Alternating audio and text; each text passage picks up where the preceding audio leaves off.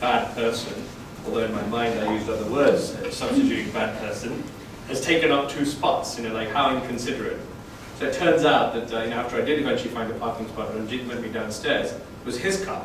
But here's the thing, he'd done it that way because he knew I'd want a parking spot, so he was actually waiting for me. So he was, I was cursing him in my mind for being inconsiderate, whereas it was actually being very considerate. So my apologies for the delay, and I'm hoping that we can make the most out of this interaction session.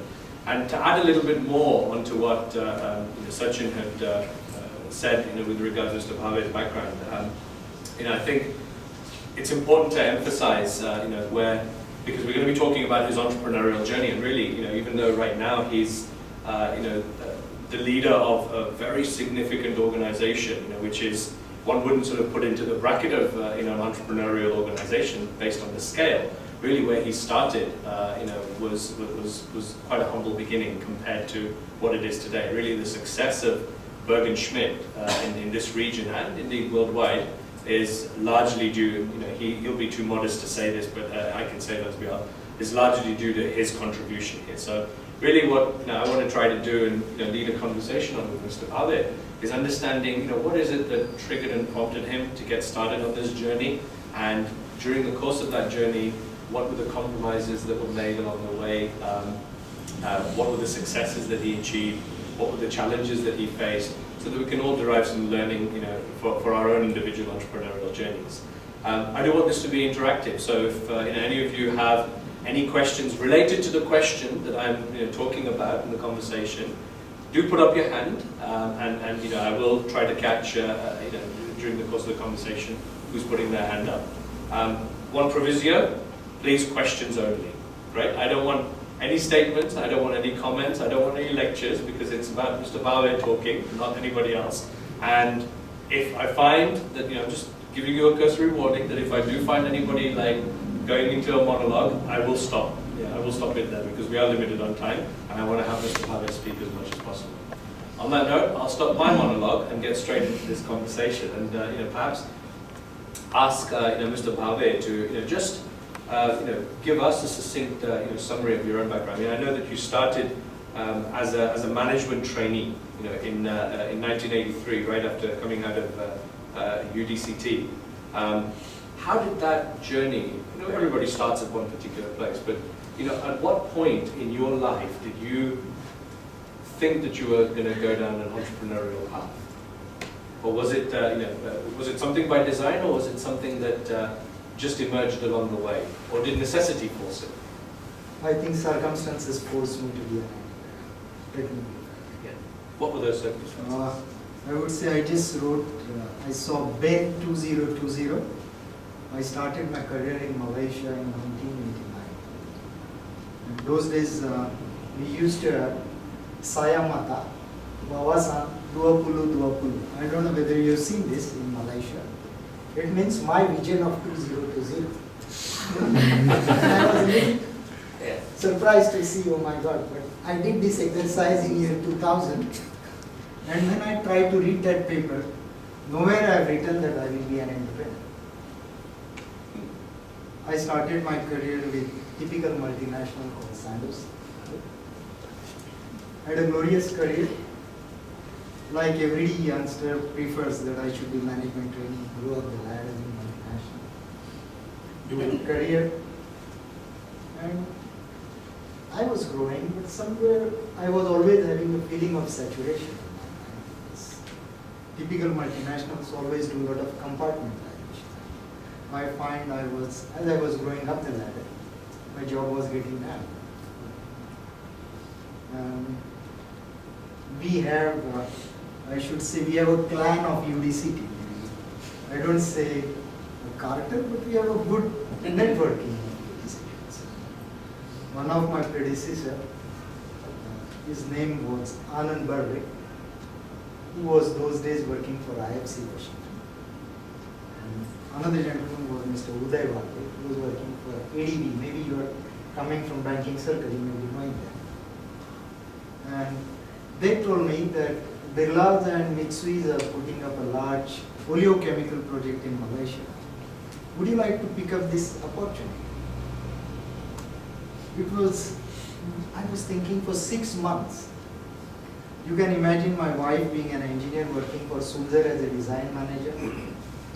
I was also a chemical engineer management graduate, very nice career. To leave, uproot whole thing and come to Malaysia, it was a very difficult decision. But finally one day my wife got frustrated. She says, I'm fed up of this limbo. One day you say you are going, one day say you are not going. This is a very difficult situation for me. So she says, I put up my resignation first. And she did put up her resignation with very huge pressure on me. I said, oh my God. Now we have only one member earning in the family. I said, better pack up and go to Malaysia because that was lucrative offer. That's how I landed in Malaysia. It was one of the largest palm oil project called BEN2020. It was built by Birlas, Aditya Birla and Mitsui together. Also ADB was one of the partners. Those days all these large international banks always used to be shareholder of the project. Those days I think maybe circumstances were different. And the project was doing very well. Unfortunately, in 1994, Aditya Birla died. And Kumar Mangalam Birla took over. And he said, we were thinking everything was selling smooth, nice expatriate life. I was vice president of a profit center. Everything was doing fine. But suddenly there was a black cloud. Kumar Mangalam said, I wish to divest from non-core business. I just don't want to be in this niche market. Food ingredient, feed additives. This is not Birlas. We are in classic commodities.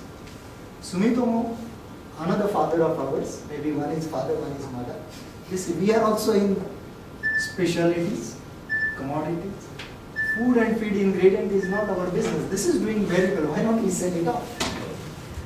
And then one fine morning we were told that maybe this decision is made, perhaps this division will be divested. And they tried to search for a buyer. And typically, those days our banker was BNP. BNP was trying to find a buyer. And maybe my luck, they could not find a buyer for 1 year. And my wife Manju again said, Harsh, what is this going on? One more limbo again. Why don't you change the job? But somehow I realized I liked that job so much. I was almost married to my customer, married to my supplier, and as a divisional head, I thought it was my own small family. And all my staff used to ask me, are we going to close down? We are doing so well, why are we closing down? I said, I have no idea because I am not a shareholder, I am an employee. And finally, the hammer fell.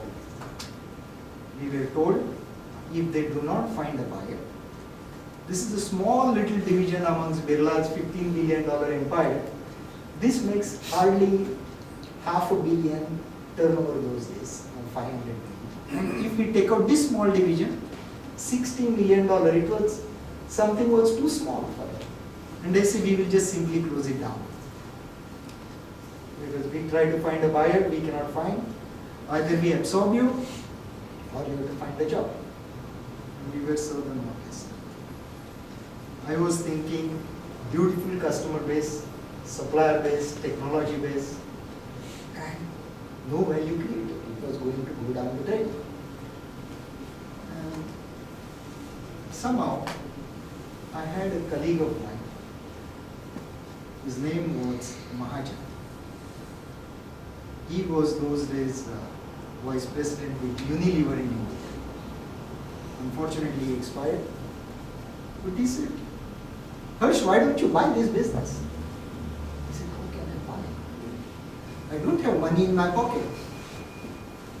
But he said, I know for sure, maybe you are a banker, you control a little more life. And those days our bank was, it was known as Bank Bhumiputra. Our bank was Bank Bhumiputra, which is known as CIMB today. So I just casually made a courage, built a courage, And we used to have one gentleman by name Mr. Gopal there and Mr. Chua. I went to meet him.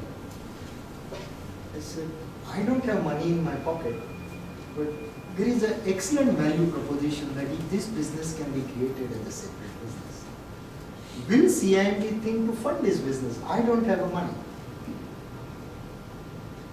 Then they say, well, give us 7-8 days time. They never throw me out of the window. It is so surprising, and all of us must learn that if you have a great concept, you are devoted to product, devoted to customer, there is nobody in this world who will throw you out. They listen to us. And I made only one good thing. I took my production manager with me, I took my marketing manager with me, and I took my QC manager with me. And I took 6 of my customers to the bank. Very nice. So you can say it was like a small morcha. It was like a small morcha which went to CIMB. And they say, oh my God, Bhawe, I thought there are 2 people, but you are 11. I said, no, I also got 6 customers.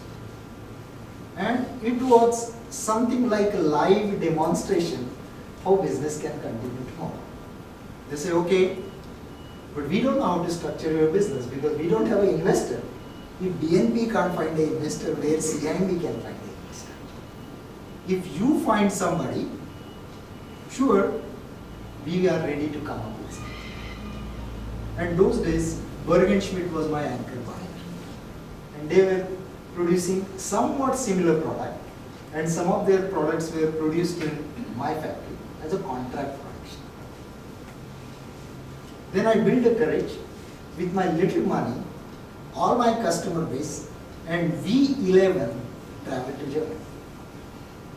The morcha went all the way to Hamburg. And Rohit, that was the point where we turned around. This is where I got the money. They said, Bhawe, it's a great concept. We need this organization in Asia, where you already have a base, you have a supply chain, you have a management system. Why not we buy this plant? I said, but I don't have the money and I need some shares.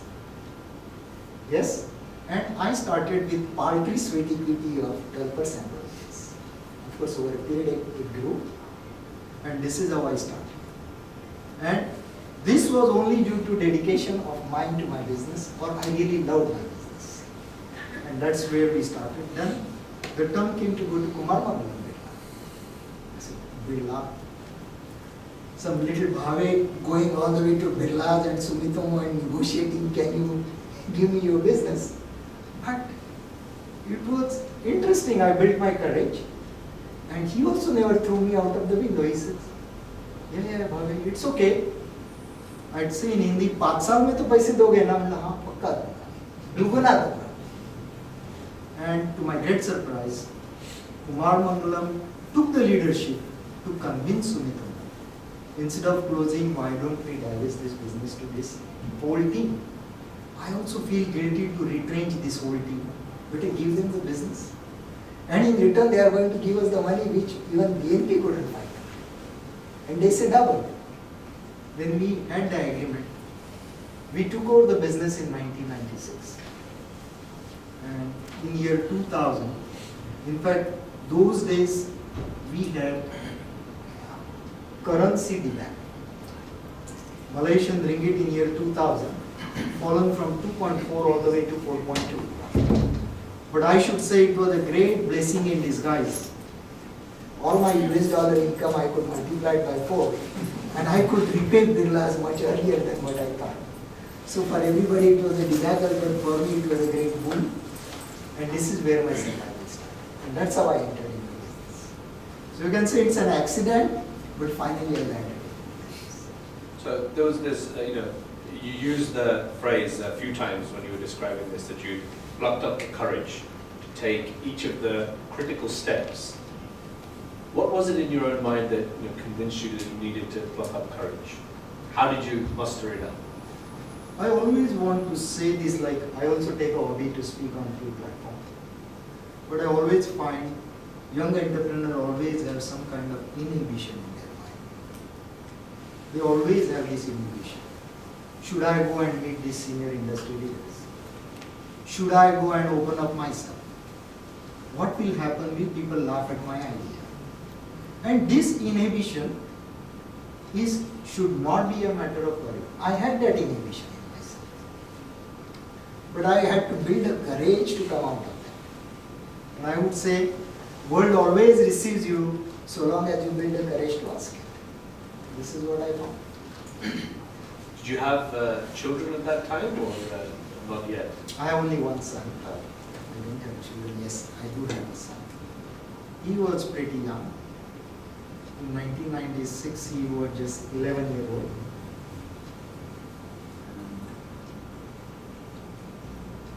So, in the context of having a family that you need to provide for, these circumstances around you out of your control forced you effectively into a path. You could say you were forced into the path, but then you could also say that you designed it because you did muster up the courage to go and take an innovative approach about buying out your business. Rohit, there was another issue which I saw those days. Like it is very nice and easy to build career with large multinationals. It is very interesting, you get decorated, put on their t-shirts, move around, fly in business class, go to good hotels. This everything is fine, but we all must remember that in all these multinationals, after 45 your days are numbered. It's a truth. Because all of them do not follow metrics anymore. After certain level it is only apex. And maybe out of 5 only one has to go up. And multinationals do not need balance. Like, I don't know if any one of you did had opportunity to listen to Vivek Paranjpe, who was HR director of HP. And now he sits on the board of Reliance, very decorated personality. So once I asked him, what is the worst job you do in your life? He says, Bhawe, to build a matrix is very easy, but to convert matrix to apex is such a painful job that I have to throw out 4 people. And it's very painful. So I also thought maybe I was 37, so I said 8 more years left. In the matrix, am I going to be in the apex or I am going to be part of the matrix where 4 have to be shunted out? So I said, I thought a lot. I said, very rightly, like Sachin said, I never had plan B. Never had plan B. I said, only option was to succeed or quit and go back to Pune again. And join another company. Okay. So here you are. Let's picture ourselves in your scenario. Then, so you've just now taken over this company. You've pulled off a major coup because you've convinced your financiers to buy into your vision. You've convinced a banker to back it, and you've convinced the seller to effectively give it to you for free, but take a payment over 5 years on the faith that you're going to turn this around. Now you've got it in your hands. What went through your mind at that stage about the challenges ahead? Now that you've got it done, you've got to build a business and you've got to deliver on your commitments. I always remember a sentence said by my son. I used to ask him some small questions. If I ask him, he will say, Daddy, you ask me, I ask who? So I realized after sitting in that chair, my colleagues used to ask me, but I asked who? There was nobody on the top because I was always being a vice president, there was always a president or managing director whom I can go, I don't have money this week, my cash flow is tight. I have a manufacturing problem, please help me. Right. But then I realized, no, I have to face myself. There was no choice. But that was a big learning curve. Mm-hmm. And it took some time for me to change myself from the mentality of an employee to employer. It took some time. It was not easy to convince oneself that you are no more employee but you are an employer, because there is nobody at the back whom you can go and ask the question and solution for. So rather, you have to be more proactive. So the entire philosophy of thinking has to change from reactive to proactive. This was the first change which came to me. And this is the first thing I learned. This is how I started. And especially being a new company, you can imagine with little high gearing ratios in the beginning. Bankers used to treat us like kindergarten children. Right. Bhawe, please bring financial on 5th of every month. Then customer used to say, I have paid you advance, I have appointed HGS as a surveyor, I would like to see whether the cargo is ready in your factory. Similarly, supplier used to say, Bhawe, please show me your sales contract before I supply you raw material. So you can see, instead of one boss, I suddenly have 5 different bosses. My customer, my banker, my supplier, my shareholder, and to some extent my employees.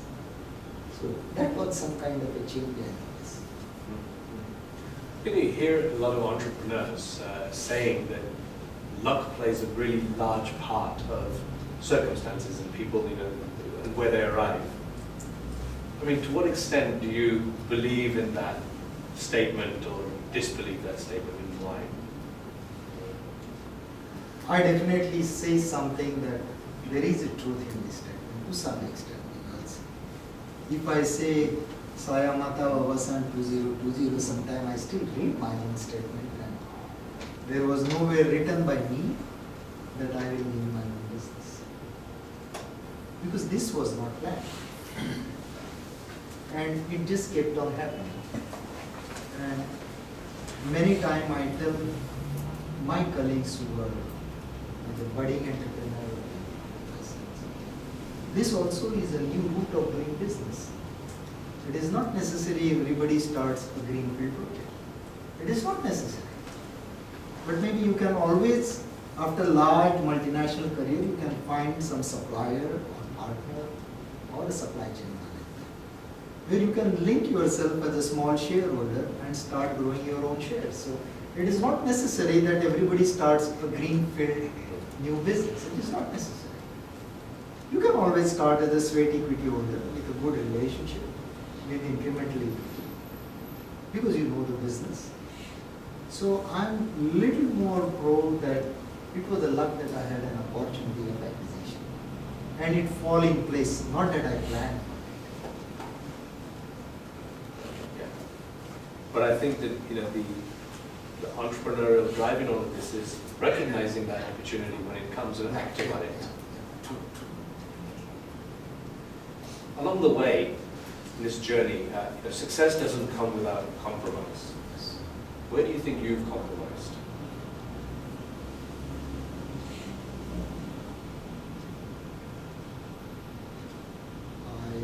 I would say there are a few.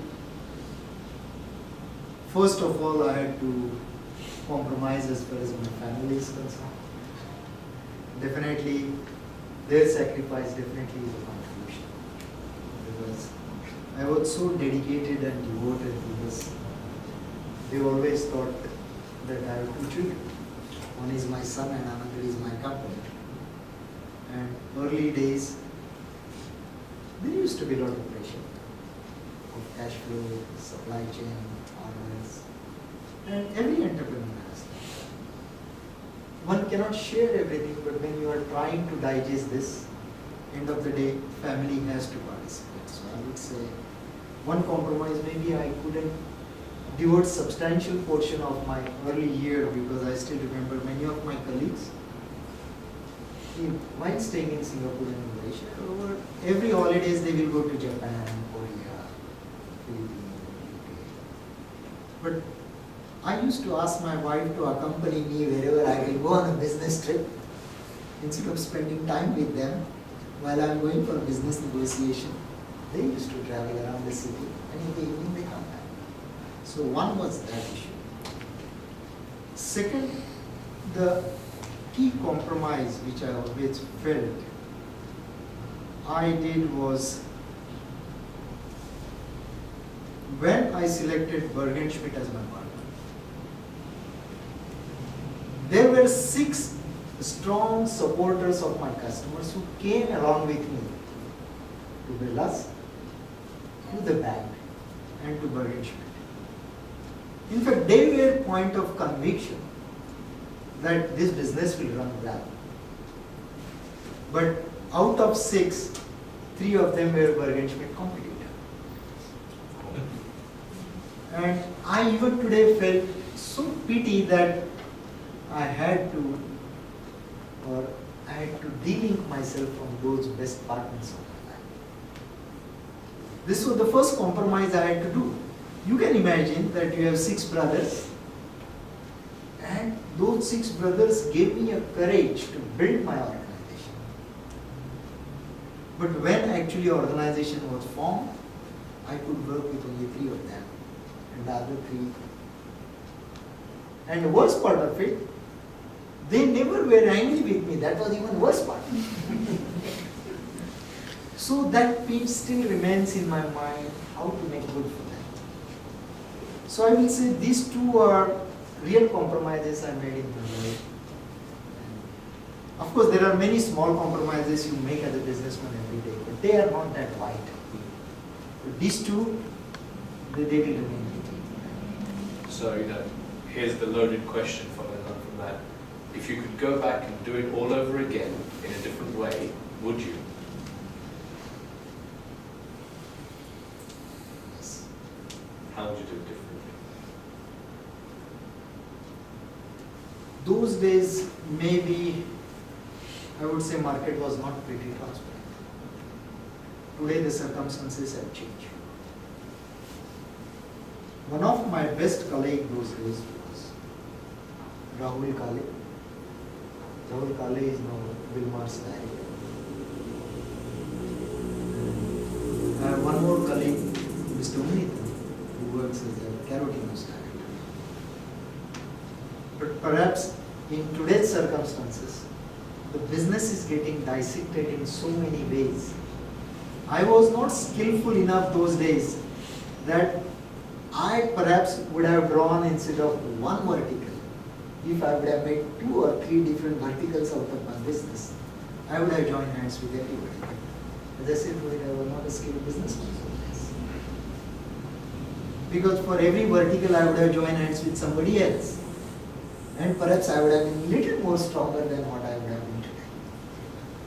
But I would say I lost that opportunity and that pinch still remains.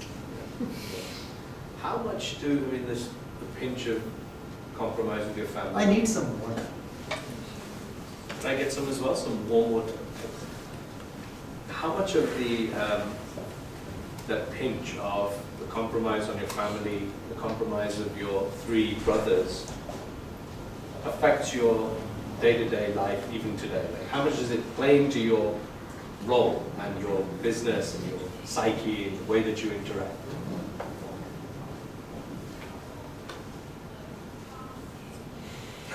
I only say that after reaching this position, I always try to see, I do not try to build a relationship now where I will have to take a divorce in business.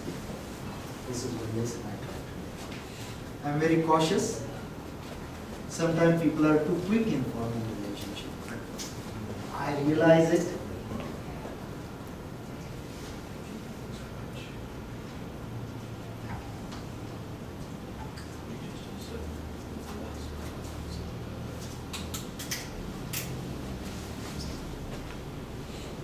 So we know where we are for the video.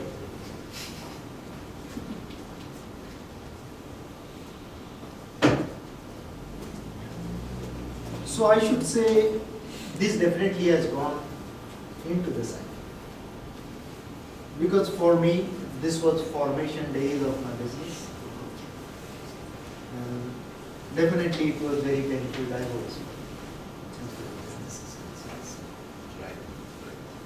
It was not easy to face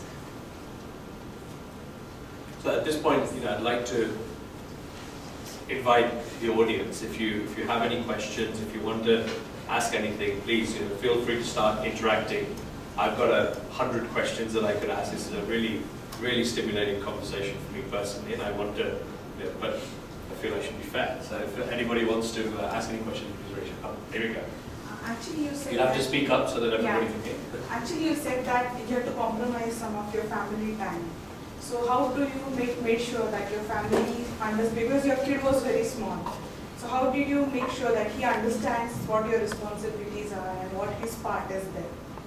In it? Because your wife, she had supported you from the beginning, but kids, they need time to understand. So how did you manage his support in your journey? And before you answer that question, I want to just tell you a little bit about Yashoda and his son. He's one of the brightest kids that I've seen, and he's completed his master's already from Berkeley, and currently he's doing a PhD, and he's a Chevron scholar. So following the lineage of his parents, despite the lack of attention from his dad. Very important. Because my wife had ample time to focus on him. She's also an engineer MBA now. She runs her own business, but I think she was a housewife. And she's a competitor. One day, my son very curiously asked her, "Mama, you also know mathematics?" So she was so but she can also make only chapati, so she was so humiliated. So you asked me some question which was asked by my mother one day. And I said, I can tell you a story. I used to travel so many times those days. Early days, my factory was at Johor Bahru, Pasir-Udang, and I was staying at Bukit-Timah those days. So every day at a different location. So when I came back home, when I got up in the night, I was looking for a washroom. And I forgot which direction is the washroom. Once I went to drawing room, once I went to balcony. And my son was finishing his study. He said, "Dad, what are you searching?" And my wife shouted, "He doesn't know where is the toilet." So you can imagine that these kind of small little jokes, these kind of temperament did make my son understand that yes, Dad is studying. Not that he is doing it purposefully, but there must be a reason, there must be a logic. And I would say maybe it made him a little more mature. I don't know whether I deprived him of his childhood because he spent more time with mother those days. But whenever I could find the time, I definitely had a lot of quality time. Especially very religiously 1 month in a year. I would rather say I need to ask this question to my son. I am meeting him next month. How much he missed me? Sure, he did. And this is something like my 3 partners. I can't correct that mistake.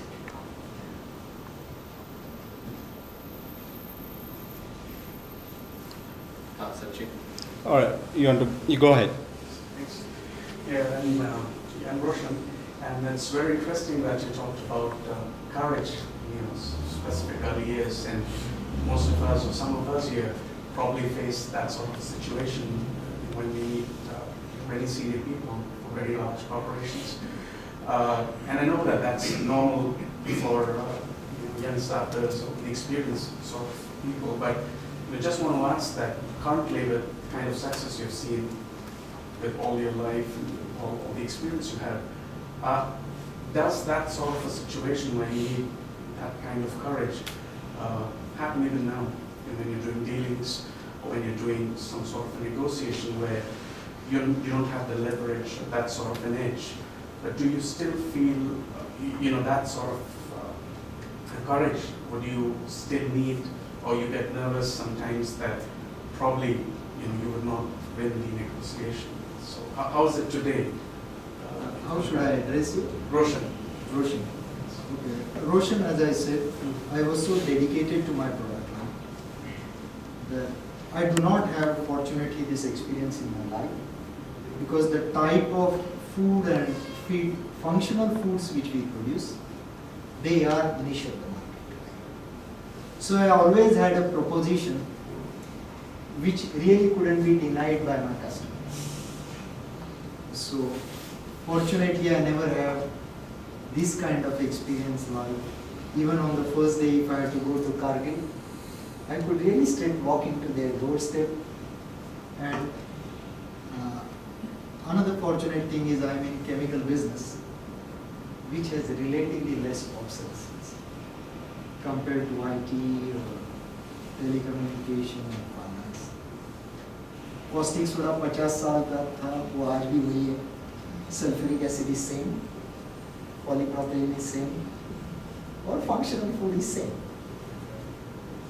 So, and our business has lot of entry barriers. So, in my case, fortunately, I don't have that experience.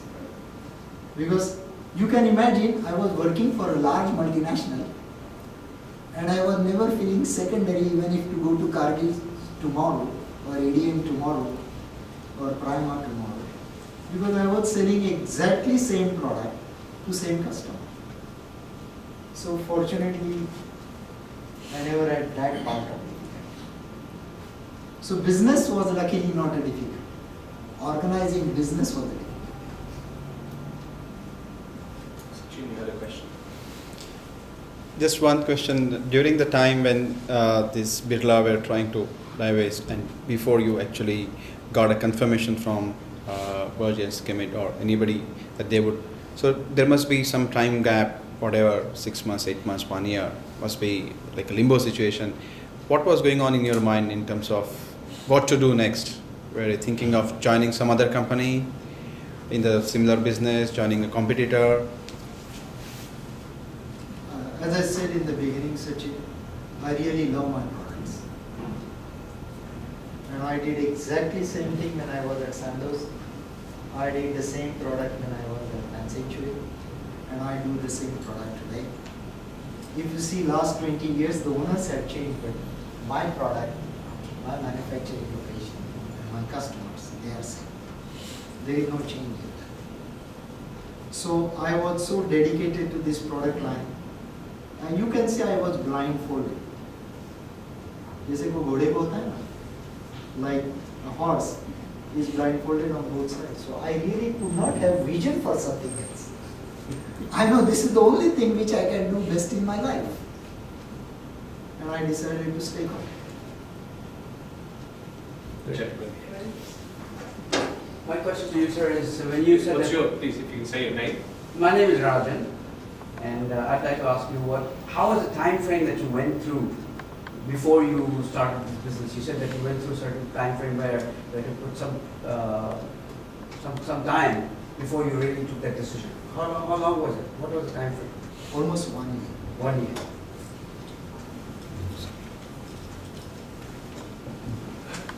Rajiv, now you said it's regarding the employee retention. Now, Birla Group decided to set it up. Then there was a period of 1 year, and then your decision came. How difficult it was to retain the employees, because that was a time where people feel that stable company, then all the stuff, then you are taking care of it. How does it go? So how did you manage that? And what was? That is a very good question. Early part of my career, it was very difficult to find good people. I have always seen how Infosys has grown and great business. We had no option. Somebody gave me a sweat equity. We also then eventually prepared 4 verticals within our own organization. And we were total originally 18 of us.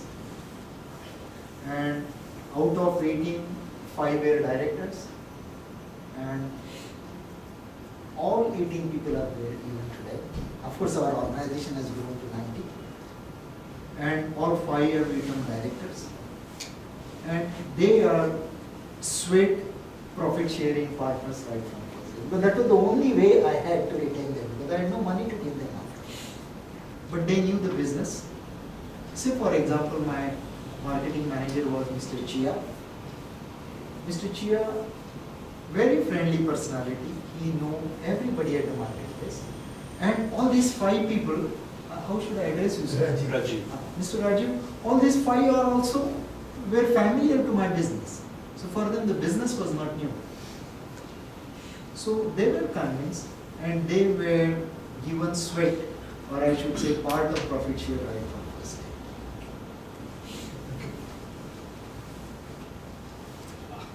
Uday. Hi, my name is Uday. One quick question. Was there any point in time, especially when you had problems with the cash flow, was there any point in time when you thought, I would have been much better off going to another corporate, having the same lifestyle, 5-star hotels, business class flights, between 25 to 30 you get a salary, you spend your time with your family. Was there any point in time you thought that that would have been much better? And if yes, how did you still keep on going with your dreams of building this business? Thank you. What really motivated me is that maybe first year, 2 years are going to be difficult, this is what I presume. We had a windfall of fallen Malaysian ringgit from 2.8 to 4.2. For everybody it was a curse, but for us it was a windfall because we were in Malaysia. And currency was frozen, so we were very happy. And after 2 years, Uday, we had an offer to buy. Somebody came to buy our shares. And these are 3 leading companies between Malaysia and Singapore, who still keep on testing us even today whether we wish to sell. And that was something like my hanging bait. If I have a problem, I can always sell myself and I can wind up. And I knew what that value was. So I would say that was a kind of motivation for me because I knew what was my exit plan. Or you can say that was my insurance. Because I knew what I can encash if I decide to leave. And I still kept good relationship with them because nobody knows when you don't need the insurance. One of my colleagues also joked, Bhawe, one day Birla's divested. Are you also thinking something similar? I said, no way. But then why are you talking to these 3 companies again and again? I said, no. They are our survivors. So maybe nobody knows when the rainy days come. But that was my, I should say, kind of umbrella for me. I knew what was my exit plan. So another question here. Hi, I'm Rahul. So you got the funding from BEN2020, everything is hunky-dory, but you had a lot of liabilities. You had questions to answer to your employees, suppliers, your customers. What did you do to manage so many things at once? Like we got a base, we got a platform. How do we go ahead? What were the first things you did? As I said, Rahul, that even before we formed the company, we had an association. Those founder 11-member team, 6 customers, 2 suppliers and 3 founder members. So we were a team. Only unknown to us was a bank. So I never had, because of this team, everybody knew that there is something new happening and they have some better margin to earn. And everybody knew this business. So it was in the disinterest of all these 11 or 12 people that if this business closes down, for them also some butter is gone, because this was not only bread, because this was a very niche market product. So I would say there was equal interest on their part to keep this business alive like me. I have always seen, take bigger crowd with you and you manage them, the business gets a little more better. Maybe bottom line gets a little bit thin, but still there is a feeling of safety that you are not the only one lifting the baggage. There are 10 others with you to lift the baggage. Have I answered you? Any more questions? Oh, here we go. I have one question. So the gentleman over there, he raised and he put his hand up before you. So, He was before you. yeah, then we'll have Apri next. Okay, my name is Samuel. Yeah, in this course of your journey of success, do you have any regret? Meaning is that since there are about 12 of you, do you have regret in the sense not holding all by yourself, but as a result you need to share I don't have a regret about it. No regrets. In fact, there is somebody writing a book on this story. Maybe I always feel that in today's world, one should not travel alone. I rather plead our case. Try to create peers and try to have a family in business like you have one at home. And that will bring much faster success to you. I never have a regret that there are 10 others. Of course, they are not equity holders, but they are sweat holders. But I know no problem that they are getting profit share. You have to imagine as business grows, the stakeholders are bound to grow. It is very natural. Am I correct? Yeah, absolutely. Absolutely. When the business is small, sure, you have maybe your proprietor, you are 100% owner. As it grows, sure, stakeholders will grow. And in fact, I remember, those days even bankers used to have a stake. Maybe these days not. But I remember ADB and IFC were very firm. It's a new technology, new project. We don't have a benchmark. We are stakeholders of this company. Sure. Abhijit. Hi, I'm Abhijit. Again, question coming to this sweat equity and retention of the people. When we say sweat equity, it's like a little bit slightly over being an employee, but still not a part owner. So in such a case, vis-a-vis Infosys, wherein they are actual equity holders, and in your case, they being just sweat equity holders, what are the challenges you faced and how did you manage those challenges? But where did you learn that sweat equity are not on par? Sweat equities are also perfect equity holders. Oh, okay, so you mean This is a right. okay. No. Sweat means you get equity because you are working. You are paid something extra Okay. without investment, but that equity has a voting right. Perfect, on par. Okay. Sorry, No. that's in the misunderstanding on No. my side. And in fact, you have the option to negotiate to increase that equity over a period of time. Means instead of collecting bonus, you can also collect equity. And that's normally no shareholder would like to give you equity later. You have to make that agreement in the beginning. Absolutely. Yeah. One more question. Yeah, myself is Chintan. I'm just going to ask a very blunt question. When you take a decision for on financial side, means if you leave this business to join another company, become again a president or vice president, and you are starting your own company, means you will maintain the same business. Means what is the financial benefits you have seen? Not in, I'm not going to short term. Long term is always there is a more benefits, but in short term, what financial benefit you have seen is in terms of margin of the business. Means if you join some other company and you work as employer, what is the salary value and what is the margin of business? Do you mean to say whether I suffered my salary in the beginning when I started the business? Yeah, that is And then maybe at a later date as company grew, I earned more. But when I took over the business and I started the business, we all were told that the salaries are met. But salaries were frozen and they would have increased only after all Birla money was paid. But so long as we were paying back Birla money, we were getting equity back. So I would say maybe in terms of cash, I might have been smaller, but in terms of asset, I was good. So long as you are running a profitable business, either you run more in cash or you run more in asset, but end of the day, sum total goes. So I don't think I was loser any time. Unless the business was going down, then I was definitely responsible. So it's very important to distinguish that Mr. Bhawe was taking over an existing operating business. So it had revenues, it had a presence, it had factories, it had profits that it was generating. If you're starting up something from scratch, where's the cash going to come from? And that's where sweat equity usually plays as a mechanism for incentivizing people who are trading off potentially a cash salary in lieu of a future benefit, which, if things go well, more than offsets what the cash would be. It's a risk-reward game. How much risk are you willing to take for what reward in the future? I would say Rohit is more qualified to answer this question because he is recruiting so many seniors in the industry.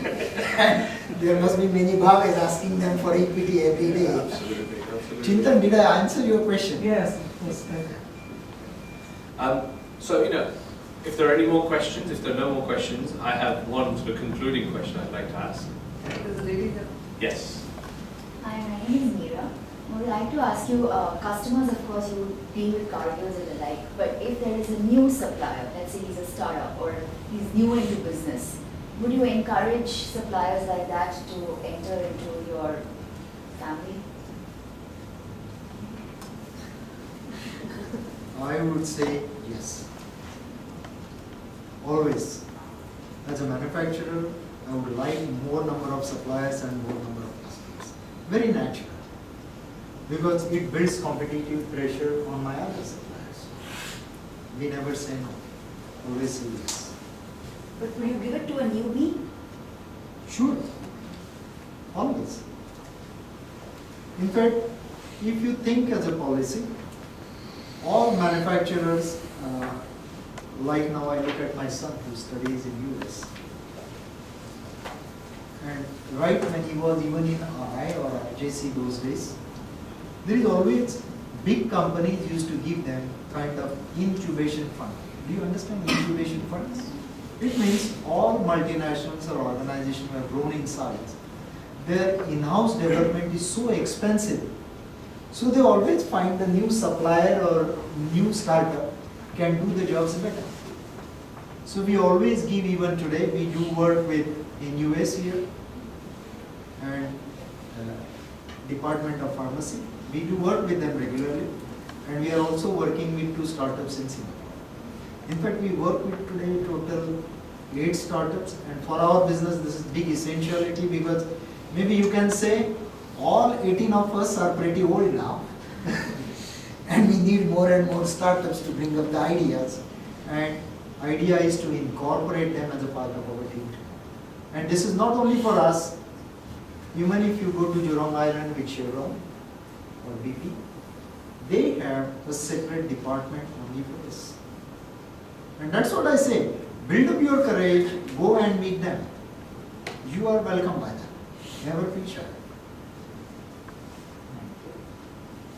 You've arrived at a point in your life by many people's definition surpasses any kind of parameter of success. What's your end game? When will you call it a day? Initially I used to pretend I don't like holidays. I used to pretend. Somebody asked me, why didn't you go with Manju and Ashok? I said, I don't like holidays. But of late I realized that I like my business so much. I have a passion for my business.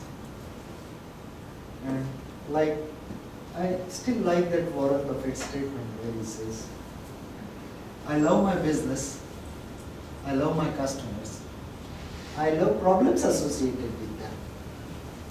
Will all this be my entertainment when I go on holiday?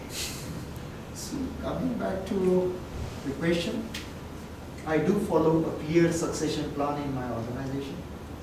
Today if you come to Bergenschmidt, we as a policy will always convert those above 60 till age of 70 as advisor.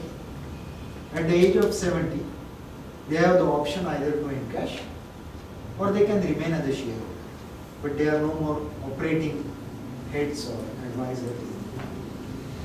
Definitely at the age of 60, I would like to take an exit. Because world is changing fast. And I just know Meera said, we need more Meeras to come into our organization. There are a hierarchy which is already in place. I think for every organization, succession plan is very, very critical. One more question. Do you think you really want to wait until you're 60 before you take that time off and enjoy the fruits of your labor? I would say, I don't need to go somewhere else to enjoy fruits of my labor because I love my business so much. And Slowly you can imagine that I have a customer and supplier base maybe in Indonesia, Malaysia, India, China. And these days I find maybe I keep on shifting between these places. And that's how I rejuvenate myself. So it is not necessary I need a holiday. But I don't know whether it is way of life. Somebody said, where is your home? So I said it's very puzzling whether it is in Kuala Lumpur, Pune or Singapore. Very difficult to say. So I am, with God's grace, do enjoy these fruits. But I still love it to have them with my colleagues in the rest from my supply chain or customer side. You must understand I am in B2B business where it's very niche market. We don't have too many competitors. Our customers also treat us as partner and our suppliers also treat us as partner. So please try to find niche for yourself, I am sure, but make sure that you should do only that thing which you really love, you have a passion. Not necessarily one which makes money for you. This very famous Shah Rukh Khan statement in the movie, it says, "End abhi baki hai." So I realize every type of business has a success. So long as you have a passion, it may not fruitful for you in 2000, but 2005 is your time. And it comes. You need a patience. But so long as you have a passion for that business, you love that business and you don't have a fatigue of that business. Mr. Bhawe, it's been an honor to have this conversation with you. I've personally been very stimulated. I'm sure the audience has also felt a very high degree of affinity to some of the themes that you've touched on as your entrepreneurial journey. And I hope that everybody in here can replicate this kind of success. I think the overarching theme, at least that I derive out of my conversation, our interaction with Mr. Bhawe, is passion. Passion is the fuel, passion is the DNA. You can see, his work is really another child, it's an extension of his family. And I think it's that level of passion, enthusiasm, dedication to one's service to their customers that's really going to drive you success in whatever field you choose to incorporate yourself into. And whatever little experience I've had in my own professional career, I've seen this as an ingredient that never disappears. The most successful people in this world are passionate about what they do, and they don't allow obstacles to get in the way. And it's the passion that continues to drive them. So this has been yet another reinforcement of that edict that I've seen. And I want to take the opportunity to really thank you for your time and with you for coming here today and sharing with us. I think my son is not here today, otherwise he would have loved to see your nice car downstairs. Thank you very much, Mr. I appreciate it.